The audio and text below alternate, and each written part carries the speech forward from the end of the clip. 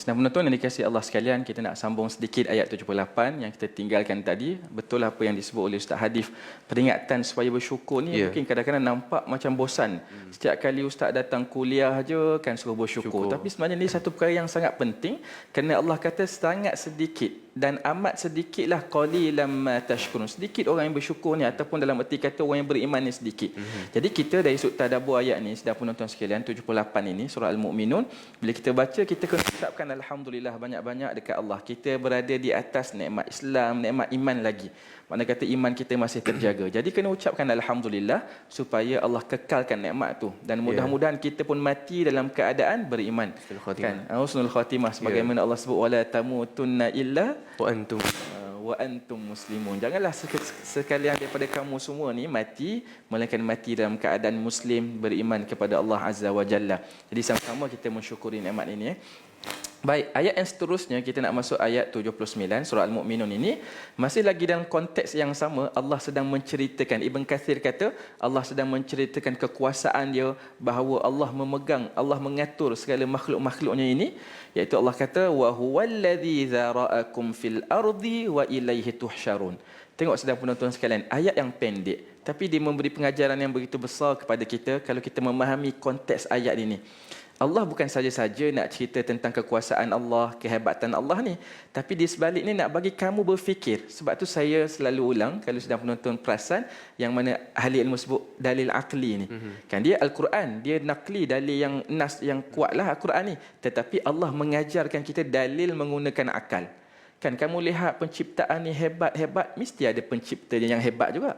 Jadi bila kamu dah tahu ada pencipta yang hebat, kepada dialah kamu kena sembah. Itu poin dia. Betul. Kepada dialah kamu kena beriman, kena bersyukur dan sebagainya.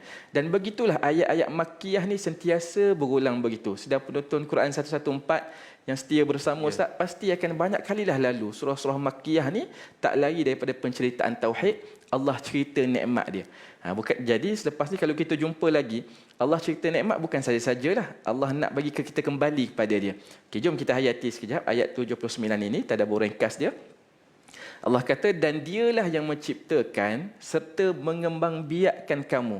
Wa huwallazi zara'akum ni, sebab tu kalau kita merujuk tafsir, terjemahan ni dah masuk tafsir dah sebenarnya. Kalimah zara'akum tu dengan makna Allah cipta, Allah mengembangkan biak. Boleh tengok tafsir Ibn Kathir. Ibn Kathir kata Allah lah yang mencipta. Dia bukan saja mencipta, dia menyebarkan kamu ke seluruh dunia ini dari ada pelbagai jenis. Maksud jenis ni lelaki, perempuan, pelbagai bangsa, pelbagai bahasa dan juga pelbagai warna kulit dan sebagainya. Itu semua Allah Ta'ala. Kita kalau kita menghayati nikmat ni pun Ustaz, Masya Allah, kita tengok Ustaz Hadif dengan janggut dia kan handsome. Kan kita kembali pada Allah. Kan ada orang ni tinggi sikit, ada orang ni rendah sikit, ada orang kulit cerah, ada orang kulit gelap. Semua tu kita kembali pada Allah Ta'ala, kita akan nampak kekuasaan dia.